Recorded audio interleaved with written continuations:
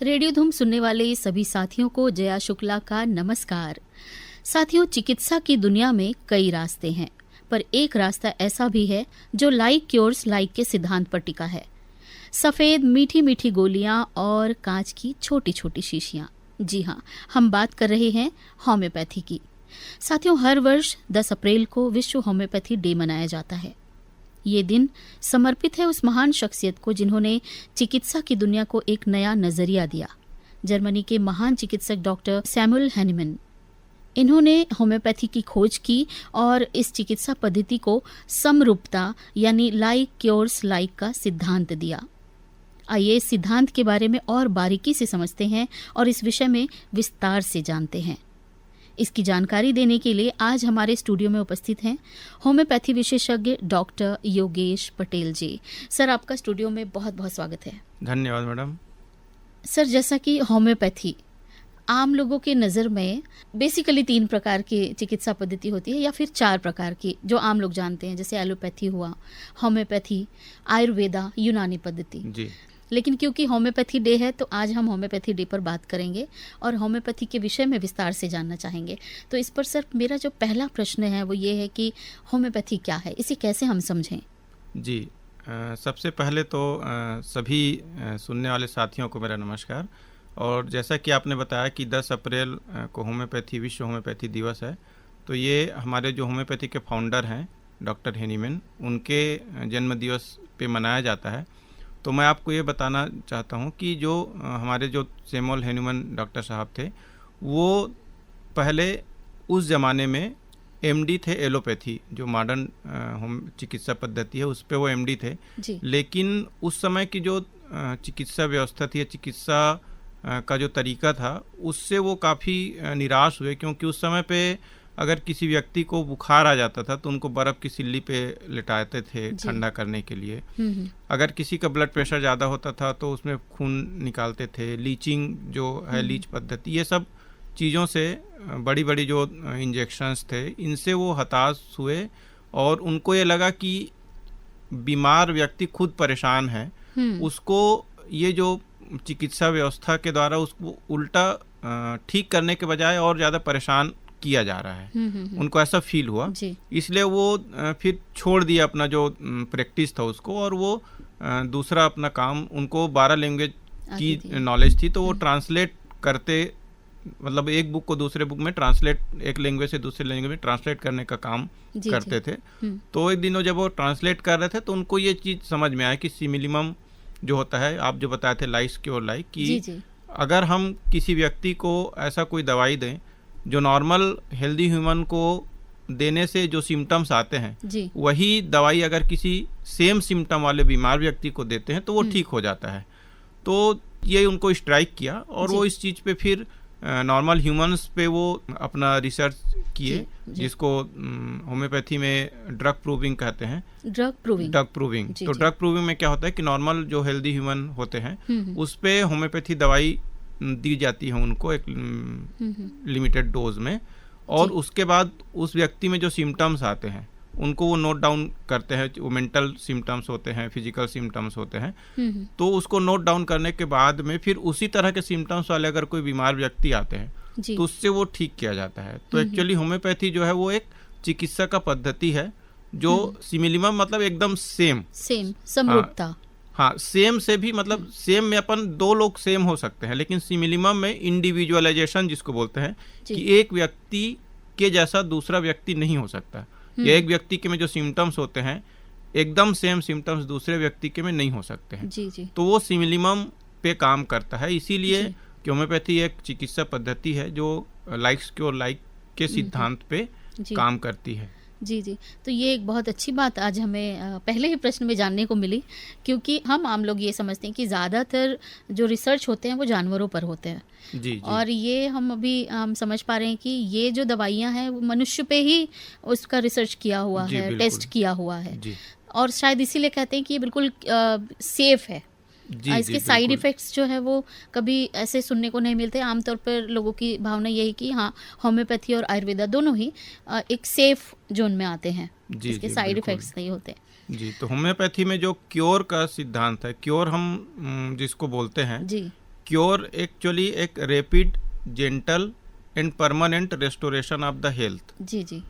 और इसके बाद में परमानेंट रेस्टोरेशन के बाद भी उसमें कोई हार्मफुल इफेक्ट या साइड इफेक्ट नहीं आने चाहिए, ये होम्योपैथी का सिद्धांत है। जी जी। तो एक तो रैपिड, दूसरा जेंटल। जी। जो मैं पहले बताया था कि पहले की जो ट्रीटमेंट पद्धति थी वो जेंटल नहीं थी। अगर आप किसी बीमार व्यक्ति को बड़ा इंजेक्शन लगा रहे हैं, चीरा लगा रहे हैं, तो वो जेंटल नहीं है। जी जी। ये मानना था। तो इसीलिए रैपिड, जेंटल एंड परमानेंट।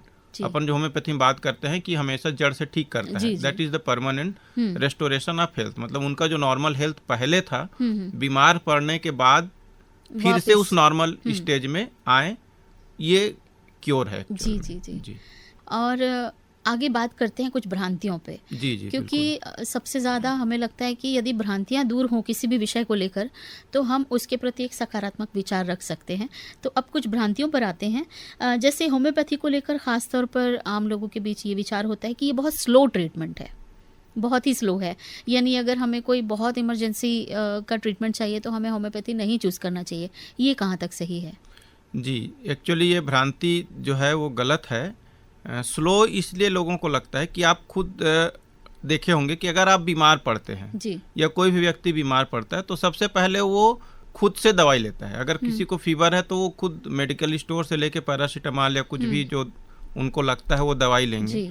अगर उससे ठीक नहीं होता है तो उनकी जो लोकल आसपास के डॉक्टर हैं उनको दिखाते हैं। उससे भी ठीक नहीं होता, हो सकता है फैमिली डॉक्टर को कॉल करके वो बताएं। उनसे भी ठीक नहीं हुआ तो फिर वहाँ उस जगह के जो वहाँ भी रहते हैं वहाँ के जो रिपोर्टेड डॉक्टर हैं उनको दिखाएं। उसके बाद वो और आगे सेकेंडरी लेवल, टर्शियरी लेवल पे जाएं। तो ऐसा करते करते वो कई बार क्या होता है कि महीनों और सालों लग जाते हैं। जी जी। उसके बाद जब ठीक नहीं होता तो अधिकतर जो बीमार हैं वो प्रीफर करते हैं होम्योपैथी। जी, जब तो, कहीं से भी हर जगह से जब निराशा हाथ लगती है। तो अगर आपके बीमारी को बढ़ने में 5 साल लगा है तो ठीक होने में भी तो थोड़ा सा टाइम लगेगा। अगर आप रिसेंटली आते हैं, अगर आप तुरंत बीमार पड़ते हैं और होम्योपैथी पे आते हैं तो बिल्कुल वो एकदम जल्दी, इसीलिए मैं पहले ही बताया था कि रैपिड, होम्योपैथी का सिद्धांत है रैपिड। तो जब होम्योपैथी का सिद्धांत में रैपिड है तो लेट तो नहीं हो सकता। जी जी। लेकिन लेट होने का रीजन यह है कि आप ही खुद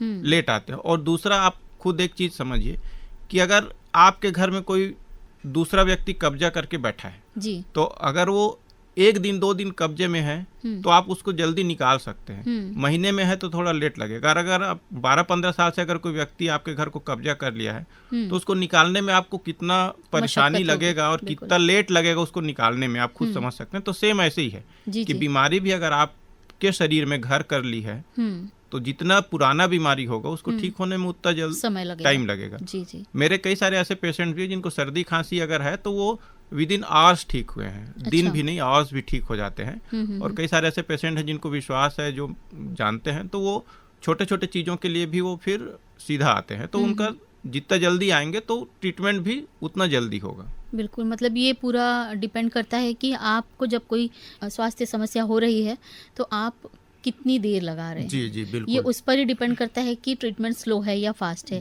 यानी हमारे निर्णय पर। जी जी, बिल्कुल। चलिए, ये एक बहुत अच्छी बात हमें पता चली सर आपके माध्यम से, और विश्वास है हमें कि हमारे जो श्रोता सुन रहे हैं उन्हें भी ये बातें समझ में आ रही होगी, उन तक पहुंच रही होंगी। अगली भ्रांति पर मैं आती हूँ।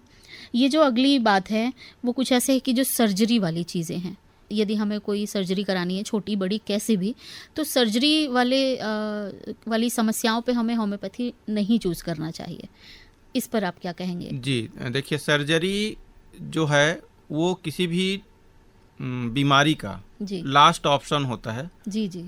तो अगर आप धीरे धीरे उस बीमारी को बढ़ाते हैं या उस आर्गन को डैमेज होने से नहीं बचा पाते हैं तो अधिकतर सर्जरी की ज़रूरत पड़ती है। एक आपको मैं एग्जाम्पल के तौर पे बताता हूँ कि अगर किसी व्यक्ति को थोड़ा सा घाव हो गया है, अगर वो ट्रीटमेंट नहीं लिया लंबे समय तक, उसको अगर साथ में शुगर या कोई बीमारी है तो धीरे धीरे करके वो गलने लगता है, गैंग्रीन जैसा अपन बोलते हैं। तो वो फिर लास्ट ऑप्शन जब वो ठीक नहीं होता है तो सर्जरी पे ऑप्शन पे जाते हैं। लेकिन अगर उसी को आप शुरुआत के दौर पे ही ठीक करा लें तो कोई भी मेडिसिन से ठीक हो सकता है। मॉडर्न मेडिसिन में या हम जो पैथोलॉजी पढ़ते हैं उसमें एक टर्म होता है जो सेल्स के या टिश्यूज के चेंजेस होते हैं। एक होता है रिवर्सिबल चेंजेस, जो अपने नॉर्मल स्थिति में फिर आ सकता है दवाइयों से जी। और दूसरा होता है इरिवर्सिबल चेंजेस जो अपने नॉर्मल स्थिति में नहीं आ सकता। तो इरिवर्सिबल चेंजेस कब आता है? जब आप रिवर्सिबल चेंजेस की कंडीशन खत्म हो जाती है, मतलब आप धीरे धीरे करके उसको इतना लेट कर देते हैं कि वो जो ऑर्गन या टिश्यू है वो अपने नॉर्मल स्थिति में आने की स्थिति में नहीं होता है। यानी यहाँ भी बात समय की है।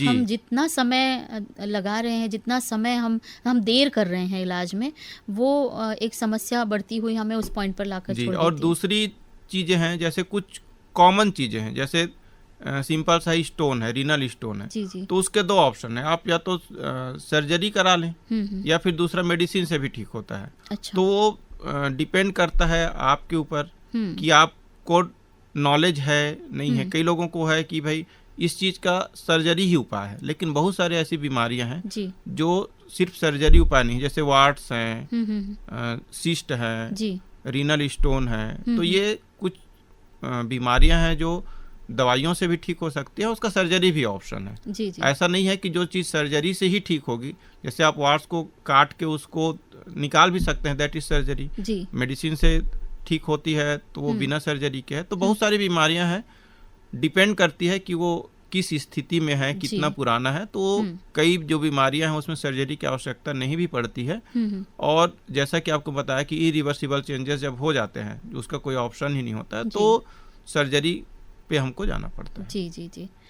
और अगला जो प्रश्न है कि इसमें कई बार ये कहा जाता है कि ये जो होम्योपैथी का इलाज है, जब हम इसकी शुरुआत करते हैं तो शुरुआती समय में ये किसी भी तकलीफ को बढ़ाता है। ये कहाँ तक सही है? क्या ऐसा सच में होता है कि तकलीफ पहले बढ़ती है?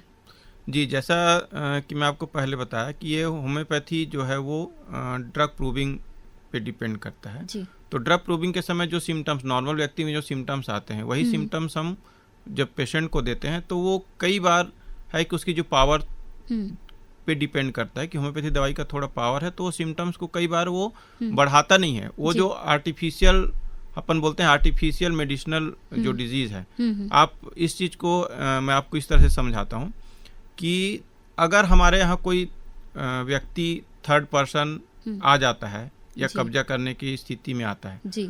तो अपन क्या करते हैं कि अगर हम ज्यादा ताकतवर हैं तो उसको तुरंत भगा देंगे। तो जैसा अगर हमारे बॉडी की इम्यूनिटी ज्यादा अच्छी है तो वो कोई छोटे मोटे बीमारियों को खुद भगा देता है जी। अगर आप से ज्यादा ताकतवर व्यक्ति अगर आ गया तो क्या करेगा, वो आप उस पर डिपेंड होंगे कि वो आपको जो बोलेगा कि पानी ला, चाय बना, खाना खिला, जो भी वो आपसे काम कराना चाहेगा, आपको डोमिनेट करके रखेगा। जी। तो आप जो है उसके हिसाब से काम करेंगे। तो वैसे ही है कि अगर आप बीमार पड़ते हैं या आपकी जो बॉडी या एनर्जी जो है उससे ज्यादा अगर कोई पावरफुल व्यक्ति आपके शरीर में आ जाता है तो अपने हिसाब से आपको काम कराता है और वो जो चाहेगा ऐसा आप काम करेंगे। बिल्कुल, हाँ। तीसरा ऑप्शन है कि अगर आप बराबर के स्ट्रेंथ वाले हैं, पावर रखते हैं, तो वो आप अपना काम करेंगे, वो अपना काम करेगा। तो इसको हम बोलते हैं कॉम्प्लेक्स डिजीज। अच्छा।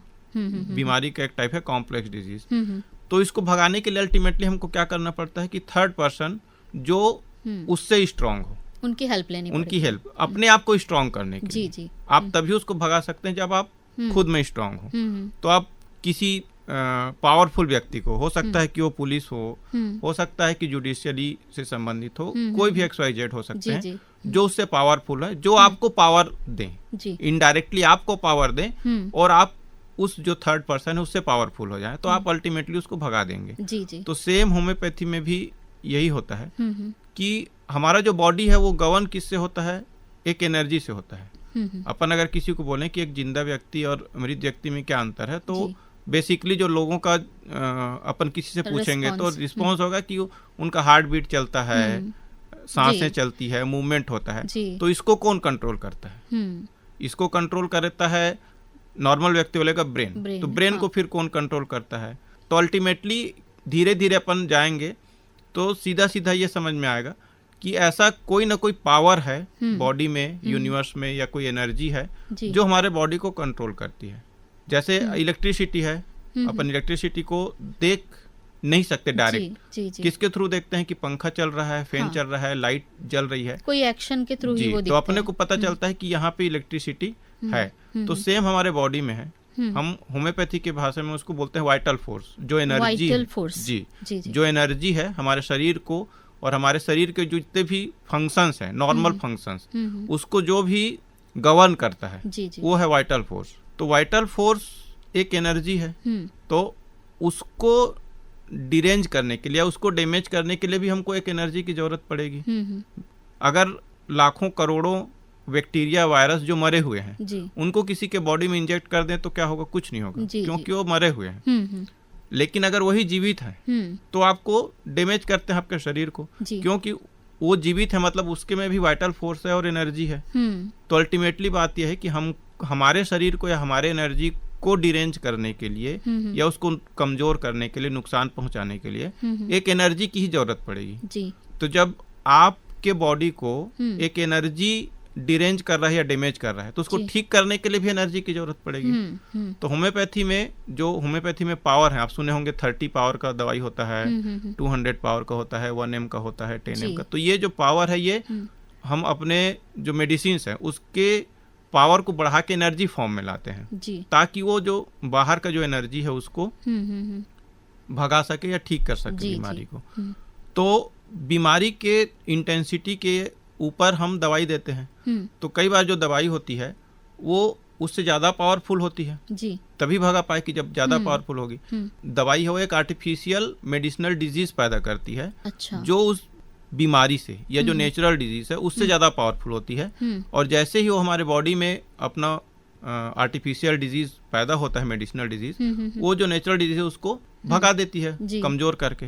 और मेडिसिन जब बंद करते हैं तो वो जो हमारी मेडिसिनल डिजीज है वो धीरे धीरे नॉर्मल होके ठीक हो जाता है हमारा शरीर। तो जब वो मेडिसिन से जो पैदा हुआ जो मेडिसिनल डिजीज है वो अपना जब पावर दिखाता है तो कई बार पेशेंट को लगता है कि वो जो हमारी बीमारी है वो बढ़ गई है, या पुरानी बीमारियां या पुराना जो मेरे कुछ सिम्टम्स थे वो रीओपन उभर रहे हैं। तो वो एक एक्चुअली वो अच्छे साइन है। अच्छा, लेकिन बहुत ज्यादा पावर देने से क्या है कि वो मेडिसिन अपना पावर दिखाएगी तो पेशेंट परेशान होता है। तो इसीलिए हमको धीरे धीरे पावर पे जाना पड़ता है, ताकि वो जो बढ़ने वाले कंडीशन है उस पे न जाए। थोड़ा सा मतलब 1% 2% अपन ये बोल सकते हैं कि जो डिजीज है उससे थोड़ा सा ज्यादा पावर का हम आर्टिफिशियल मेडिसिनल डिजीज पैदा करें और वो नॉर्मल डिजीज को भगा दे। तो कई बार वो मेडिसिन के पावर पे डिपेंड करता है। एक्चुअली वो मेडिसिन के सिम्टम होते हैं जो हमको लगता है कि हमारे जो बीमारी है उसको बढ़ाया है। जी हाँ, आमतौर पर लोगों का यही सोचना होता है कि हमने ये दवा लेनी शुरू की और उसके बाद हमारी तकलीफ कम होने की बजाय हमें कुछ नई तकलीफ उभर रही है या कोई पुरानी समस्या है वो उभर कर सामने आ रही है। इसमें जो नई तकलीफ है वो उभरना अच्छी बात नहीं है, ये अच्छी बात नहीं। हाँ, अगर आपको जो तकलीफ नहीं है और मेडिसिन लेने के बाद अगर नई तकलीफ आई है तो वो ठीक नहीं है। लेकिन आपकी जो पुरानी तकलीफ थी, कई बार होता है स्किन डिजीज होता है, लोगों को थोड़ा मोड़ा रहता है, वो पुराने कई बोलते हैं कि मेरे दाएं हाथ में भी था वो ठीक हो गया था, लेकिन एक्चुअल वो ठीक नहीं हो रहा था, वो सप्रेस हुआ रहता है। तो वो कई बार थोड़े से निकलते हैं और उसके बाद पूरा ठीक होता है। तो अगर जो आपकी कुछ पुरानी बीमारियां हैं या वर्तमान में जो बीमारी है वो थोड़ा सा बढ़ती है तो उस पे कोई दिक्कत नहीं है, वो नॉर्मल है। जी, तो यानी हम इस चीज़ को लेकर निश्चिंत हो सकते हैं कि यदि हमने होम्योपैथी दवा शुरू की है, इलाज शुरू किया है, और यदि हमारी कोई पुरानी समस्या कुछ उभर रही है या नई जो मतलब जो समस्या हम अभी जूझ रहे हैं जिससे अगर उसमें कोई बढ़ोतरी हुई है तो घबराने की बात नहीं है। बिल्कुल। लेकिन यदि कोई नई समस्या उठकर आ रही है तो हमें डॉक्टर से सलाह लेना चाहिए। जी, तुरंत डॉक्टर को बात करनी चाहिए कि ऐसा दिक्कत आ रहा है। जी। डॉक्टर साहब, एक और प्रश्न आता है लोगों के मन में कि इसमें परहेज बहुत है, इस पर आप क्या कहेंगे? क्या सच में बहुत ज़्यादा परहेज होता है होम्योपैथी के इलाज में? जी देखिए, बहुत ज़्यादा परहेज ऐसा नहीं है, परहेज तो हर बीमारी में ज़रूरी होता है। लेकिन जैसे कि मैं आपको पहले ही बताया था कि होम्योपैथी जो मेडिसिन है वो एनर्जी लेवल या एनर्जी फॉर्म में होती हैं। और आपको मैं एक जानकारी देना चाहता हूँ कि होम्योपैथी जो है वो उसका रूट ऑफ एक्शन क्या होता है। जैसे दूसरी दवाइयाँ हैं, एलोपैथी आयुर्वेदिक है, वो अपन खाते हैं, वो डाइजेस्ट होती हैं, डाइजेस्ट होने के बाद फिर हमारे ब्लड में जाके वो काम करती है। लेकिन जो होम्योपैथी है वो डायरेक्ट जो हमारे टंग में जो छोटे छोटे नर्व्स रहते हैं उनके कांटेक्ट में आके वो नर्व सिस्टम से ही वो डायरेक्ट काम करना चालू कर देती है। जी जी। तो कई बार पेशेंट अगर बेहोश भी है तो उसको अगर अपन सूंघाते हैं, इनहेल करते हैं, तो वो नर्व एंडिंग से वहाँ भी दवाई काम करना चालू करता है। तो इसमें अपन जो परहेज की बात है, जैसे अपन बोलते हैं कच्चा प्याज, कच्चा लहसुन नहीं खाना चाहिए, ज्यादा तीव्र गंध वाली चीजें, हींग वगैरह का तत्काल में उपयोग नहीं करना चाहिए। उसका रीजन यही है कि अगर हमारे माउथ में दूसरे चीज का टेस्ट है या माउथ में दूसरा चीज के सेंस है टंग में, तो चूंकि ये नर्व एंडिंग से और टंग से ही काम करना चालू करती है, तो दूसरा चीज अगर रहेगा तो इसको प्रॉपर वर्क करने में टाइम लगेगा या फिर प्रॉपर वर्क नहीं कर पाएगा। इसलिए हम बोलते हैं कि होम्योपैथी दवाई लेने के लगभग 20 मिनट आधे घंटे पहले और बाद कुछ नहीं खाना चाहिए, ताकि मेडिसिन जो है अपना प्रॉपर टाइम ले और प्रॉपर नर्व एंडिंग के थ्रू वो काम कर सके, हाँ एंटर कर सके। तो परहेज ऐसा नहीं है कि ये खाना है ये नहीं है। कई जो हम खाने की चीजें यूज करते हैं उसमें भी मेडिसिनल प्रॉपर्टीज होती हैं, तो डिपेंड करता है कि किस चीज को नहीं खाना है। और कुछ बीमारियों के लिए भी हम परहेज करते हैं, तो सभी पैथी में होगा जी जी जी। कि अगर किसी को स्टोन है तो कैल्शियम से रिलेटेड चीजें नहीं खानी है। किसी को अगर सर्दी खांसी है तो नॉर्मल से व्यक्ति को भी पता है कि ठंडा नहीं लेना चाहिए। तो ये सब नॉर्मल परहेज है जी जी। बट कुछ जो है तत्काल में जो परहेज होता है वो दवाई के काम करने को उसको मौका देने या काम करने के लिए टाइम देने के लिए तत्कालिक परहेज होता है। और परहेज वैसे भी बहुत ज़रूरी है डॉक्टर साहब। हमें लगता है कि हमारी जो दिनचर्या है उसमें अब परहेज एक बहुत इंपॉर्टेंट चीज़ हो गई है और उसे हमें बिल्कुल फॉलो करना चाहिए। कोई भी चिकित्सा हम लें लेकिन उसमें परहेज ज़रूरी है। जी, आजकल हमारा जो लाइफ स्टाइल है वो ऐसा हो गया है कि हम लिमिटेड चीज़ें नहीं खा रहे हैं। पहले क्या था, लिमिटेड चीज़ें थी, जो ओरिजिनल रिसोर्सेज थे हमारे, जो नेचुरल जो थे वो हम खाते थे। आजकल ये जो जंक फूड है, फास्ट फूड है, ये सब बीमारियों को, हमारे जो नॉन कम्युनिकेबल डिजीज जिसको बोलते हैं, उसको बढ़ाने में और ज्यादा मदद करती है। दरअसल इन सब चीज़ों को हमने इस हद तक शामिल कर लिया है अपने जीवन में कि जब हम इन सब चीज़ों की मनाही करते हैं तो उसे हम परहेज कहने लगते हैं। जी बिल्कुल बिल्कुल। तो ये चीज़ें भी हमें समझनी है कि हम क्या ले रहे हैं और अगर उसे हमें दूर रहने के लिए कहा जा रहा है तो वो दरअसल परहेज है, कैटेगरी में आ जा रहा है। वो परहेज की कैटेगरी में आ रहा है, जबकि वैसा नहीं है जी। और कुछ और भ्रांतियों पे सर हम बात करते हैं। बहुत से लोग कहते हैं कि भाई डॉक्टर साहब सवाल बड़े करते हैं, हम होम्योपैथी डॉक्टर के पास जाते हैं तो बहुत प्रश्न पूछते हैं, पहले तो तमाम सवाल की बौछारें करते हैं, उसके बाद दवाइयाँ लिखते हैं। तो इस पर आप क्या कहेंगे?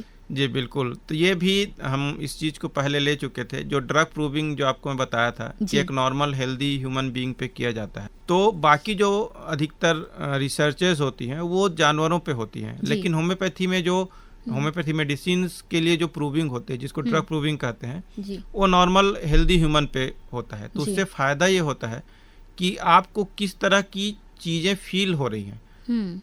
अगर हम बोलें कि हमारे पैर में दर्द हो रहा है तो दर्द पे के भी कई प्रकार हैं। आपको बर्निंग पेन हो रहा है या फिर आपको लाइटनिंग पेन हो रहा है या चुभ रहा है या कटने जैसा पेन हो रहा है। तो ये चीजें क्या है, एक जो ह्यूमन है, आदमी है, वही अपने फीलिंग्स को बता पाएगा। उसको खाने में क्या अच्छा लगता है, उसका सोच क्या है। एक सिंपल सा चीज है, मैं आपको बता रहा हूँ कि अगर हम मूवी देखने जाते हैं कहीं पे, तो आजकल तो अलग अलग सीट्स हैं। पहले जो थिएटर में सीट थी वो लगभग जो हैंडल था वो लगभग जॉइंट होता था दो चेयर्स में। तो अगर एक व्यक्ति है वो आपके चेयर में आपके तरफ अगर झुक के बैठता है तो कोई एक व्यक्ति होगा वो थोड़ा सा खिसक जाएगा कि चलो भाई थोड़ा सा स्पेस देते। अगर उसके बाद भी वो आपकी तरफ फिर से झुका तो एक बार उसको आप बोलेंगे कि भाई थोड़ा सा ठीक से बैठो। उसके बाद भी अगर नहीं हुआ तो फिर आप उस पर गुस्सा करेंगे कि भाई तुमको एक बार बोलने समझ में नहीं आ रहा है कि अपने नॉर्मल जगह बैठो। उसी में आप दूसरी तरह के जो मेंटल स्टेटस वाले व्यक्ति हैं, आप हो सकता है कि कोई एक हो कि थोड़ा झुका तो अपना भी थोड़ा झुक जाते हैं, थोड़ा और झुका तो और थोड़ा। जी। ये बस में भी या ट्रेन में भी आप देखने को मिले कि थोड़ा और झुके तो ऐसा एक स्थिति आता है कि वो खुद ऐसे अपने आप को सिकोड़ के बैठ जाता है, लेकिन उसको कुछ नहीं बोलता है। और तीसरा जो है वो व्यक्ति ऐसा होता है कि थोड़ा भी टच हुआ तो उसको तुरंत फटका देगा, अरे चुपचाप बैठ, समझ में नहीं आ रहा है तेरे को। तो ये 3 तरह के जो आप मेंटल कंडीशन के लोग देखें। जी। तो इस पे भी होम्योपैथी दवाई जो है उसके सिलेक्शन में मदद मिलती है। तो जैसे हम क्या सोचते हैं, हमको ठंड ज़्यादा लगती है, गर्मी ज़्यादा लगती है, खाने में क्या ज़्यादा पसंद है, फैमिली हिस्ट्री भी देखते हैं कि आपके फैमिली में इस तरह का कोई दिक्कत तो नहीं होता, या उसको कोई मेंटल शॉक तो नहीं लगा था। तो ये जो तमाम चीज़ें हैं, ये एक्चुअली होम्योपैथी में जो मैं आपको बोला था इंडिविजुअलाइजेशन, कि एक व्यक्ति के दवाई जो मेडिसिन सिलेक्शन है वो मेडिसिन दूसरे को नहीं लग सकता है। यानी समस्या एक हो सकती है, समस्या हाँ, सेम जी, हो सकती है जी, लेकिन मेडिसिन अलग अलग लग हाँ, सकती क्योंकि है। आप हो सकता है कि दो व्यक्तियों को सेम समस्या है, जी। लेकिन उनके जो फीलिंग्स है, उनके जो खाने की इच्छा है, डिजायर है, उनको जो तासीर है, ठंड ज्यादा लगती है, गर्मी ज्यादा लगती है, पानी का प्यास कैसा लगता है, उनका सोच कैसा है, ये बिल्कुल कुछ ना कुछ जो दो व्यक्ति उनमें चेंजेस होंगी। बिल्कुल। तो इसलिए होम्योपैथी में जो सिलेक्शन होता है उसमें इंडिविजुअलाइजेशन बोलते हैं, कि एक इंडिविजुअल को देख के कि उसको कौन सा मेडिसिन चाहिए। तो ये सब जब तक हम इंडिविजुअलाइजेशन के थ्रू मेडिसिन सेलेक्ट नहीं करेंगे, जी। तब तक वो क्योर नहीं करेगा। आपको टेम्परेरी रिलीफ भले ही दे सकता है, लेकिन वो क्योर नहीं करेगा। कई बार पेशेंट मेरे पास ऐसे भी आए हैं कि आज दूसरे सिम्टम्स के लिए या दूसरे बीमारी के लिए आए हैं, लेकिन कुछ बीमारी ऐसे होते हैं जो उनको नहीं बताते हैं, उनको लगता है कि ये छोटी बीमारी है, अभी इसके लिए दवाई नहीं लेना है। जी। लेकिन पूछते पूछते उनको जब दवाई देते हैं तो नेक्स्ट विजिट में जब आते हैं तो बोलते हैं कि सर मैं ये बताना भूल गया था, मेरे को ये बीमारी भी था, वो भी ठीक हो गया है। अच्छा। तो होम्योपैथी में एक्चुअली इंडिविजुअलाइजेशन का यही फायदा है कि आपकी ओवरऑल जो आपको ठीक करता है, कि एक सिम्टम्स, बीमारी एक्चुअली क्या सिम्टम्स है। जैसे मैं आपको पहले बताया था कि वाइटल फोर्स, जैसे जो लाइट है, जी। इलेक्ट्रिसिटी है, वो हमको किसके थ्रू बता रही है कि हम लाइट जल रहा है, पंखा चल रहा है, वो सिम्टम्स है। तो वाइटल फोर्स कमजोर है या मैं बीमार हूँ, वो किसके थ्रू बताएगा। फीवर है, बॉडी का टेम्परेचर बढ़ता है, तो टेम्परेचर बढ़ने के बाद ही हमको पता चलता है कि इसको कुछ दिक्कत है। खांसी है, तो अलग अलग तरह के जो दिक्कतें हमारे वाइटल फोर्स को या एनर्जी को, वो अलग अलग तरीके से हमको इन्फॉर्म करता है, उसको हम सिम्टम्स बोलते हैं। जी।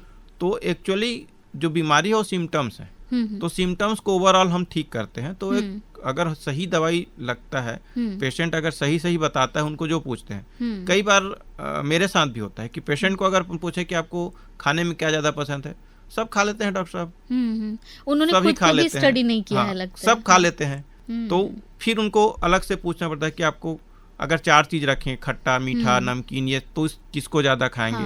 तो कई पेशेंट जो होते हैं वो अच्छे से बताते हैं, तो वो जो अच्छे से बताएगा उसका मेडिसिन सिलेक्शन भी अच्छे से होगा। और जो छुपाएगा या फिर वो इग्नोर करेगा, कि लोगों को लगता है कि मेरा बीमारी तो सिर दर्द है और इसको ठंड ज्यादा लगती है, खाने में क्या ज्यादा पसंद है, गुस्सा आता है, इससे क्या रिलेशन है, तो उस चीज को वो इग्नोर कर देते हैं या नहीं बताते हैं। उनको लगता है कि ये इससे कोई रिलेशन नहीं है, जबकि होम्योपैथी मेडिसिन सिलेक्शन में सारे चीजों का रिलेशन होता है। इसलिए इतने सारे क्वेश्चन पूछते हैं, ताकि टोटलिटी ऑफ सिम्टम्स, मतलब ओवरऑल जो सिम्टम्स हैं आपका, मेंटल, फिजिकल, जनरल, सारे सिम्टम्स को मिला के होम्योपैथी में दवाई दिया जाता है, तो वो ओवरऑल पूरा ठीक करता है। तो अगर हमको ओवरऑल किसी को पूरा जड़ से ठीक करना है, तो ये सारे चीजों को ध्यान में रखना पड़ता है, इसलिए सारे क्वेश्चंस करते हैं। तो आम जनता इस बात से बिल्कुल घबराए नहीं और सभी बिल्कुल प्रश्नों का बहुत ईमानदारी के साथ जवाब दें और गहराई से सोचकर जवाब दें, क्योंकि ये पूरे प्रश्न कहीं ना कहीं उनकी दवाइयों से जुड़े हुए हैं। जी, और कई बार इसमें जो उनके अटेंडर्स होते हैं, साथ में जो फैमिली मेंबर्स आते हैं, उनका भी इम्पोर्टेंट रोल होता है। कि कई मेंटल जो सिम्टम्स होते हैं, पेशेंट है या नॉर्मल व्यक्ति को लगता है कि ये मेरा नॉर्मल रूटीन में है या मैं नॉर्मल हूँ, लेकिन जो उनके साथ वाले हैं उनको पता चलता है कि थोड़ा ज्यादा चिड़चिड़ाता है या कब ज्यादा दुखी होता है, या कई बार पेशेंट होता है कि उनकी बातें नहीं माने या उनके तरह से ना हो तो थोड़ा चिड़चिड़ाहट होता है। तो जो मेंटल सिम्टम्स है, उसके लिए जो उनके जो साथ में फैमिली मेंबर्स होते हैं, उनका भी इम्पोर्टेंट रोल होता है कि उस चीज को ज्यादा अच्छे से बता पाते हैं कि एक्चुअल में ये व्यक्ति आप जो पूछ रहे हैं उसमें ये आंसर है इसका। जी। बहुत अच्छी तरीके से हमें समझ में आ रहा है। आशा है हमारे सभी श्रोताओं को भी ये बातें बहुत अच्छे से समझ में आ रही होंगी और इन भ्रांतियों पर वो काम करेंगे। अब कुछ हद तक भ्रांतियाँ चली भी गई होंगी, हमारी ऐसी उम्मीद है। तो डॉक्टर साहब, ये तो बात हुई भ्रांतियों पे, आम जनता क्या सोचती है और इन भ्रांतियों के कारण कई बार हम सही निर्णय नहीं ले पाते हैं। तो बहुत सारी बातें आपके साथ हुई, काफ़ी हद तक भ्रांतियाँ हमारी भी कम हुई। और अब आगे हम जानना चाहते हैं डॉक्टर साहब कि होम्योपैथी में इलाज कैसे होता है, क्या इसका प्रोसेस है, क्या प्रक्रिया है, अगर इसे हम समझना चाहें सामान्य भाषा में, तो आप कैसे हमें समझाएंगे इसे? जी, इलाज एक्चुअली होम्योपैथी में जो मैं आपको बताया कि ये जो वाइटल फोर्स है, एक्चुअली हमको जो स्ट्रेंथ करना है या ठीक करना है, वो वाइटल फोर्स को ही ठीक करना होता है। क्योंकि जब तक वो गवर्न करने वाला व्यक्ति या गवर्न करने वाला जो हमारा एनर्जी है वो जब तक ठीक नहीं होगा तब तक जो पूरे बॉडी के फंक्शंस है वो ठीक नहीं होंगे। तो हमको बेसिकली ध्यान देना पड़ता है कि वाइटल फोर्स कैसे ठीक हो।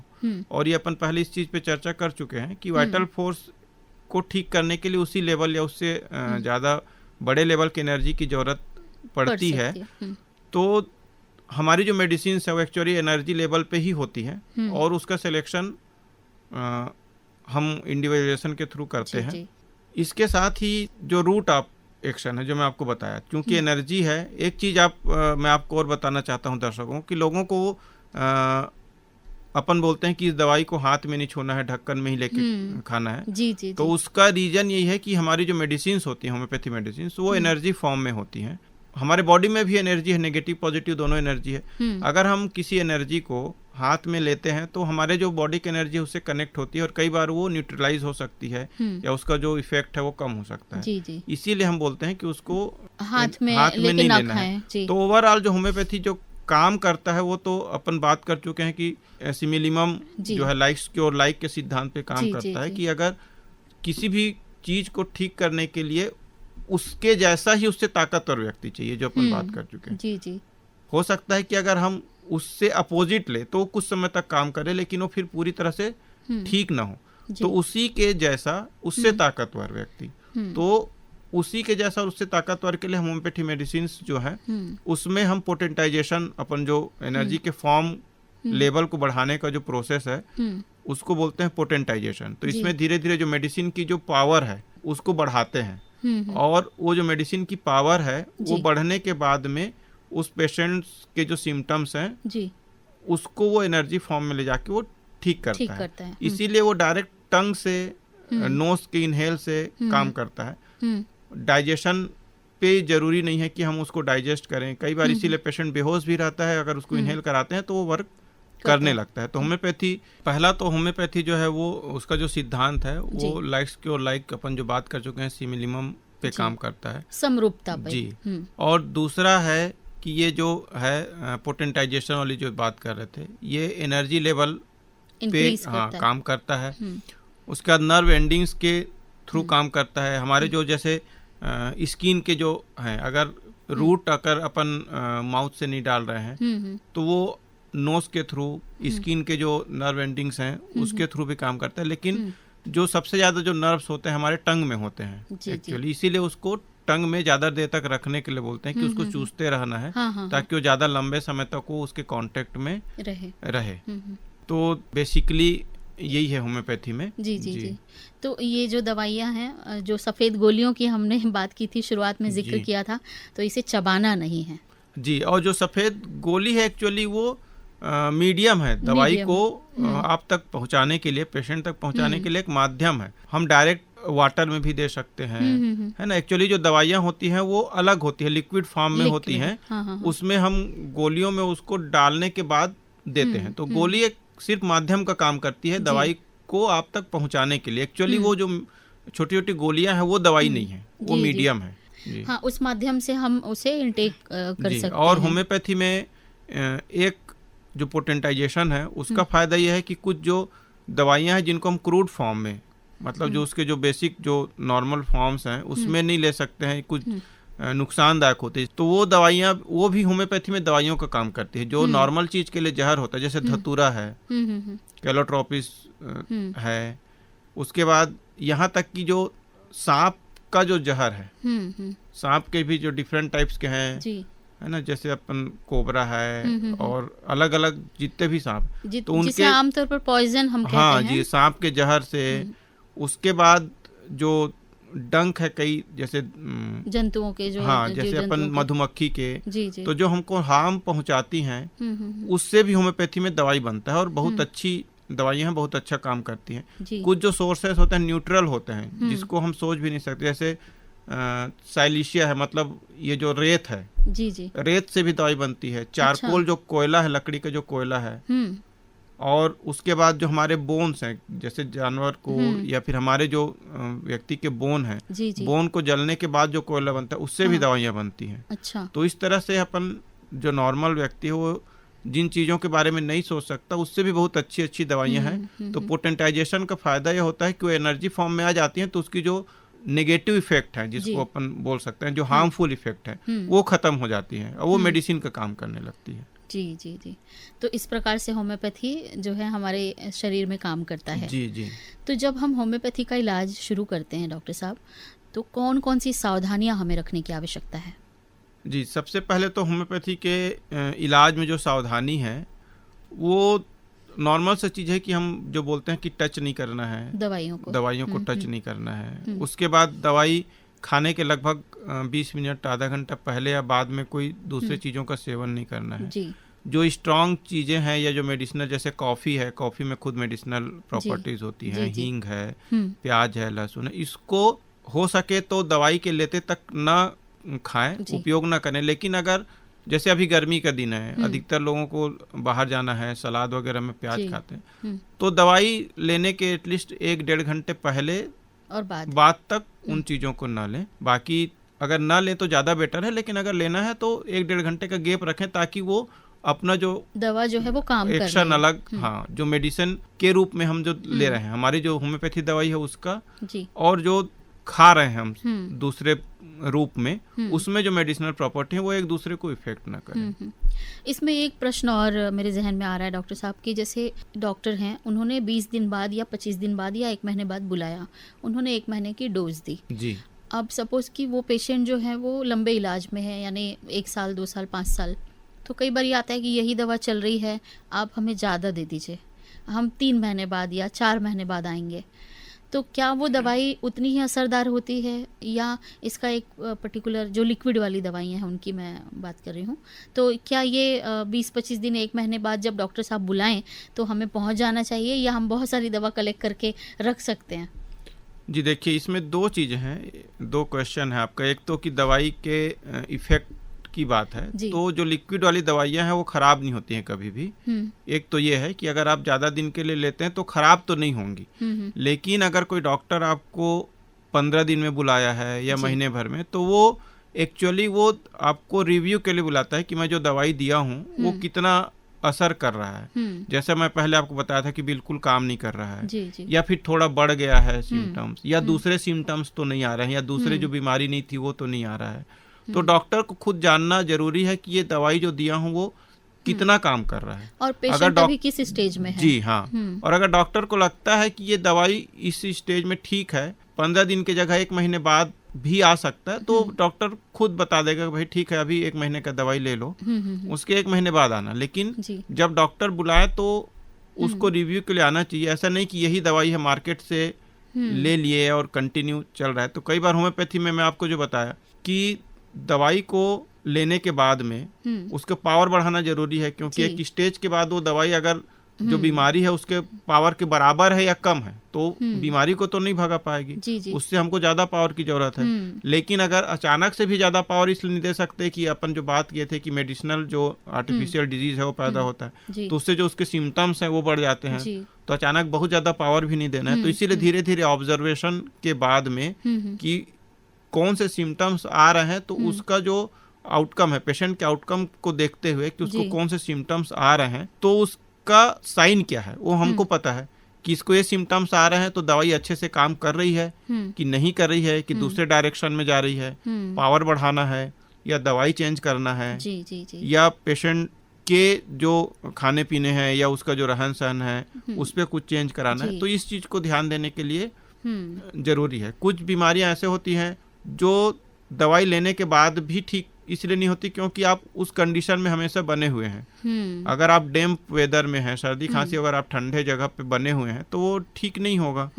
तो उन सब चीज़ों को भी ध्यान देना पड़ता है। कई बार ऐसे बीमारियां होती हैं जो आर्टिफिशियल डिजीज जिसको अपन बोलते हैं, वो एक्चुअल में बीमारी नहीं होती हैं, लेकिन आप उस कंडीशन में जब तक है तब तक आपको बीमारी जैसा लगेगी। उस कंडीशन से अपने आप अगर आप हट जाते हैं तो वो सिम्टम्स अपने आप ठीक हो जाएंगे, उसके लिए कोई दवाई की जरूरत नहीं पड़ती है। तो ये सारी चीज़ों को देखने के लिए कि पेशेंट किस कंडीशन में है और कैसा किस डायरेक्शन में जा रहा है, बिल्कुल इसके लिए रिव्यू की जरूरत पड़ती है। तो इसके लिए पेशेंट बिल्कुल भी आलस ना करें। अगर इलाज लंबा भी चल रहा है तो जब डॉक्टर साहब बुलाएं बिल्कुल पहुंच जाना चाहिए, ताकि रियल स्थिति जो है वो वास्तविक स्थिति पता चल सके और इलाज जो है वो सही दिशा पर जा सके। तो इसमें पेशेंट्स को अगर लगता है कि मेरे को लंबा दवाई ले लेना चाहिए, तो एक बार डॉक्टर को वो पूछ लें कि सर इसमें मैं 1 महीने का ले लूं या फिर। तो मेरा तो खुद का पर्सनल ये रहता है कि पेशेंट्स को अगर मेरे को लगता है कि इसको लंबा है तो मैं दे देता हूँ, और बाकी ऐसा अननेसेसरी बुलाना वाला काम नहीं है कि अननेसेसरी आप 15 दिन में आइए ही आइए। रिव्यू के बाद में अगर लगता है कि ये दवाई ठीक है 1 महीने 1.5 महीने तक है, तो मैक्सिमम 1 महीने का हम दे देते हैं कि 1 महीने बाद आप एक बार रिव्यू करा लीजिए। और डॉक्टर साहब, हर सिक्के के 2 पहलू होते हैं, तो दूसरा पहलू ये है कि हर चीज़ की कुछ सीमाएं भी होती हैं जी। तो क्या होम्योपैथी में भी ऐसा कुछ है, कुछ सीमाएं हैं इसकी? जी जी जी बिल्कुल, लिमिटेशंस हर पैथीज में होती हैं। तो होम्योपैथी में जैसे अगर कोई सडन जो डेंजरस है, डिरेंजमेंट सडन होता है, जैसे कोई पॉइजनिंग का केस है, अच्छा, अगर कोई पॉइजनिंग का केस है तो उसके लिए जो गैस्ट्रिक लवाज वगैरह जो करना पड़ता है, क्योंकि अगर पॉइजन आप शरीर में ले लिए हैं, खा लिए हैं, तो उसको तुरंत तत्काल निकालना जरूरी है। तो पॉइजनिंग की केस है, इसमें तत्काल होम्योपैथी से थोड़ा सा मुश्किल है।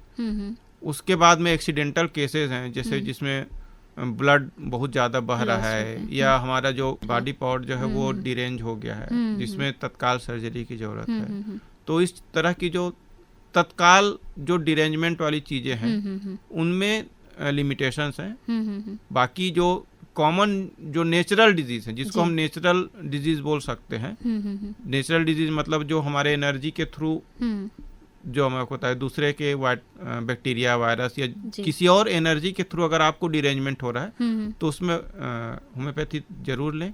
लेकिन अगर आर्टिफिशियल डिजीज जो है, जैसे एक्सीडेंटल है, वो तो कोई किसी दूसरे के थ्रू नहीं हो रहा है, सडन डिरेंजमेंट है। पॉइजनिंग का कैसे खुद अपने बॉडी को आप हार्म कर रहे हैं, तो इन चीज़ों पे तत्काल रिलीफ के लिए हाँ होम्योपैथी के लिमिटेशंस हैं। डॉक्टर साहब, अब बात करते हैं एलोपैथी की। आज के समय में, इस डिजिटल युग में, और आज हम आधुनिक समय में चल रहे हैं, इस समय यदि हम एलोपैथी की बात करें तो उसमें डॉक्टर्स की जो क्वालिफिकेशन है वो सुपर स्पेशलिटी तक जा चुकी हैं। क्या होम्योपैथी में भी ऐसी कोई क्वालिफिकेशन है जिससे हम भी, आम जनता भी आइडेंटिफाई कर सकें और जो बच्चे पढ़ रहे हैं वो भी एक सही दिशा अपने लिए चूज कर सके? आपके माध्यम से हम ये उत्तर जानना चाहेंगे। जी जी जी एक्चुअली क्या है, होम्योपैथी भी समय के साथ जो इसके जो एजुकेशन है, क्वालिफिकेशन है, वो भी बढ़ते जा रहा है जी। पहले जो शुरुआत की दौर में जो चिकित्सक हुआ करते थे, वो आप देखे होंगे कि जो नाइट क्लासेस वगैरह चलती थी, नाइट में 2 घंटे 3 घंटे की क्लासेस, क्योंकि उस समय पे होम्योपैथी को लोग ज़्यादा जानते भी नहीं थे और अवेयर नहीं थे, और एजुकेशन का लेवल भी उतना नहीं था। फिर धीरे धीरे वो DHB DHMS जिसको बोलते हैं, डिप्लोमा इन होम्योपैथी, डिप्लोमा के स्थिति में आया। फिर उसके बाद में BHMS जो जनरली आप सुने होंगे डॉक्टर्स, BHMS जो है बैचलर डिग्री हुई। उसके बाद अभी जो है वो स्पेशलिस्ट भी हैं, MD होम्योपैथी, जो MD की जो डिग्री है वो अभी होम्योपैथी में स्पेशलिटी तक है। सुपर स्पेशलिटी तो इसमें इसलिए नहीं है क्योंकि हम इंडिविजुअलाइजेशन के ऊपर ही ज़्यादा ध्यान देते हैं, और एलोपैथी में जो आप सुपर स्पेशलिटी की बात की, वो एक एक ऑर्गन पे, क्योंकि उनको सर्जरी और एक एक मान्यूट चीज़ों पे वो कैसा सर्जरी करना है, क्या है, ध्यान देते हैं। तो एलोपैथी में सुपर स्पेशलिटी है, और होम्योपैथी में अभी MD जो डिग्री है, स्पेशलिस्ट की डिग्री, स्पेशलिटी तो अपने बारे में बताएं डॉक्टर साहब, आप आपके एजुकेशन और आपके बारे में भी हम कुछ जानना चाहेंगे। जी, मैं एक्चुअली होम्योपैथी में MD हूँ, स्पेशलिस्ट हूँ। जी जी जी। और जो मैंने ग्रेजुएशन है वो जब MP छत्तीसगढ़ एक था, उस समय पे जो इकलौता गवर्नमेंट कॉलेज था MP छत्तीसगढ़ में, government autonomous homeopathy medical college Bhopal से मैंने किया है। अच्छा। उसके बाद जो स्पेशलिस्ट की है MD होम्योपैथी, मैंने मुजफ्फरपुर यूनिवर्सिटी बिहार से, मुजफ्फरपुर जी, 2009 में मैंने MD का डिग्री लिया है। उसके बाद 2010 से मैं रायगढ़ में सेवाएं दे रहा हूँ। ये हमारे लिए एक बहुत अच्छी बात है कि एक बहुत अच्छे विशेषज्ञ हमारे साथ स्टूडियो में भी हैं और खुद हमारे शहर में भी हैं। और डॉक्टर साहब, उन स्टूडेंट्स को आप क्या मैसेज देना चाहेंगे जो इस वक्त होम्योपैथी की पढ़ाई कर रहे हैं और आगे चल के होम्योपैथी डॉक्टर बनना चाहते हैं? जी, इम्पोर्टेंट स्टूडेंट्स के लिए सबसे ज़्यादा ये है मैडम कि डीप नॉलेज रखना ज़रूरी है, क्योंकि होम्योपैथी में अभी तक आपको ये भी समझ में आ गया होगा कि बार बार जो बातें आ रही है वो है कि एक पेशेंट की जो इंडिविजुअलाइजेशन, तो जब तक आप डीप आपको नॉलेज नहीं होगा या जब तक आप पेशेंट्स को उस हद तक उसकी जो केस टेकिंग जिसको हम बोलते हैं, उनके सिम्टम्स निकालने का जो तरीका है कि कैसे उनसे पूछना है और किस सिम्टम्स के लिए कौन सी मेडिसिन्स हैं, तो ये बहुत एक्चुअली वास्ट है। होम्योपैथी इसलिए वास्ट है कि एक एक बीमारी के लिए 100-100, 200 मेडिसिन है। सिंपल एक फीवर के लिए, सिंपल हेडेक के लिए, खांसी के लिए भी कोई 1-2 दवाई नहीं है, 100-200 से ज़्यादा दवाइयाँ होती हैं। तो हम किस पेशेंट में कौन सा दवाई दें तो ठीक होगा, इसको हम हमारे जो अच्छे स्टडीज़ और जो नॉलेज है उससे ही पा सकते हैं। तो स्टूडेंट्स से यही अपील है या उनको यही सलाह है कि अपने जो एजुकेशन के दौरान, स्टडी के दौरान वो अच्छे से जितने भी सब्जेक्ट्स हैं उसको पढ़ें, ताकि पास होने के बाद वो होम्योपैथी में एक परफेक्ट डॉक्टर बन सकें और समाज में अच्छी सेवाएं दे सकें। और अब अंत में डॉक्टर साहब, हमारे सभी सुनने वाले श्रोताओं को आप क्या संदेश देना चाहते हैं? सबसे ज़रूरी संदेश तो ये है मैडम कि हमारा लाइफ स्टाइल हम ऐसा रखें कि हमको डॉक्टर के पास जाने की ज़रूरत न पड़े। आज जो हम चर्चा कर रहे थे, हमारी जो लाइफ स्टाइल है, हम क्या खा रहे हैं जी, कितना सो रहे हैं, क्या सोच रहे हैं, तो उन चीज़ों पे अपने को ध्यान देने की ज़रूरत है कि हेल्दी फूड्स लें। उसके बाद भी अगर आप बीमार पड़ते हैं तो बीमार पड़ने के बाद तत्काल किसी चिकित्सक की सलाह जरूर लें। बीमारी को घर करने ना दें, क्योंकि जितना पुराना बीमारी होगा उसको ठीक होने में उतना टाइम लगेगा। जो पेशेंट्स का आउट ऑफ पॉकेट एक्सपेंडिचर है, पैसे का जो बर्डन है वो बढ़ेगा। तो इसलिए बीमारी को जितना जल्दी हो सके आप चिकित्सक की सलाह से ठीक करा लें, ये ज़्यादा जरूरी है। जी जी। और अंत में डॉक्टर साहब, आपका बहुत बहुत शुक्रिया, बहुत बहुत धन्यवाद। आपने हमें समय दिया और इतनी अमूल्य जानकारियाँ आपके माध्यम से हम तक और हमारे श्रोताओं तक पहुँची। बहुत बहुत धन्यवाद। जी जी, धन्यवाद आपको भी।